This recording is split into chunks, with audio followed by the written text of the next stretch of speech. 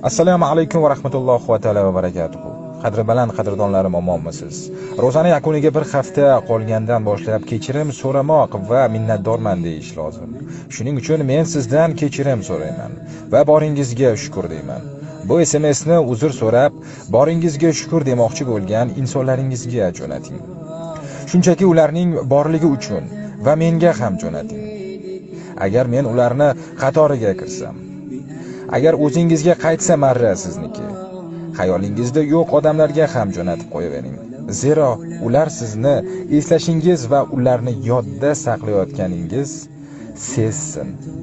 Allohim tutayotgan ro'zamizni va ibodatlarimizni o'z dargohida qabul qilsin.